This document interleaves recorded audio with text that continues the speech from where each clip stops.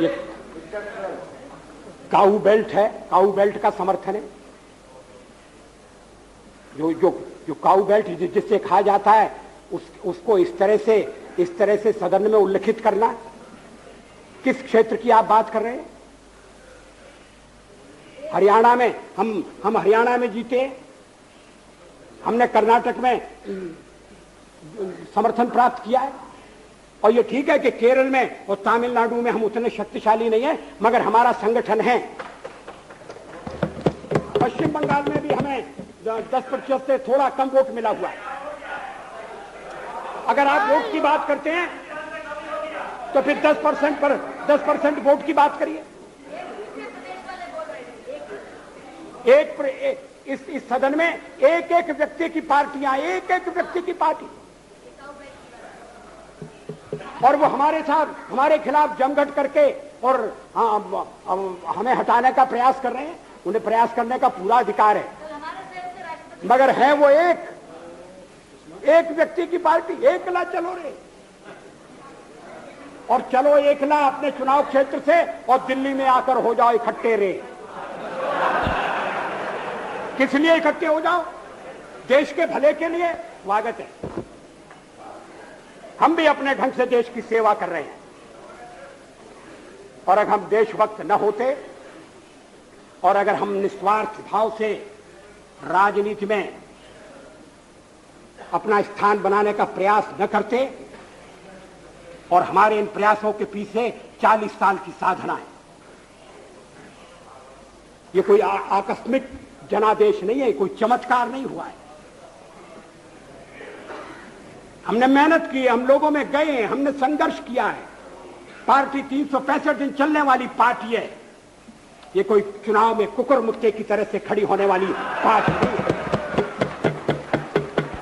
और आज हमें अकारण कटघरे में खड़ा किया जा रहा है क्योंकि हम थोड़ी ज्यादा सीटें नहीं ले सके। हम मानते हैं हमारी कमजोरी है, हमें बहुमत मिलना चाहिए। राष्ट्रपति ने हमें अवसर दिया, हमने उसका लाभ उठाने की कोशिश की है, हमें सफलता नहीं मिली, वो अलग बात है। लेकिन हम फिर भी सदन में सबसे बड़े विरोधी दल के रूप में बैठेंगे और आपको हमारा सहयोग लेकर सदन चलाना पड़ेगा, इस बात को मत भूलिए। मगर सदन चलाने में और ठीक तरह से चलाने में हम आपको पूरा सहयोग देंगे, ये आपको आश्वासन देना चाहते हैं। मगर सरकार आप कैसी बनाएंगे, वो सरकार किस कार्यक्रम पर बनेगी, वो सरकार कैसी चलेगी, मैं नहीं जानता।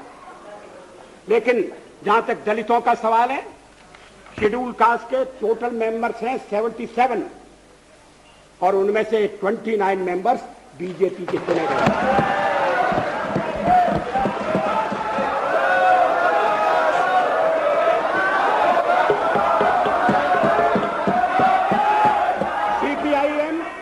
सीपीआईएम के 5 मेंबर हैं, सीपीआई 1 मेंबर है, कांग्रेस 15 मेंबर है, जनता दल 7 मेंबर है और सबसे ज्यादा हमारे मेंबर हैं।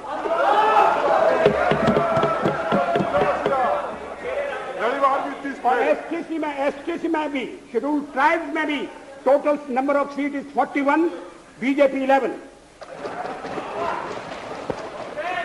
हमारा जनाधार नहीं है, हमें लोगों का व्यापक समर्थन प्राप्त नहीं है। अगर आप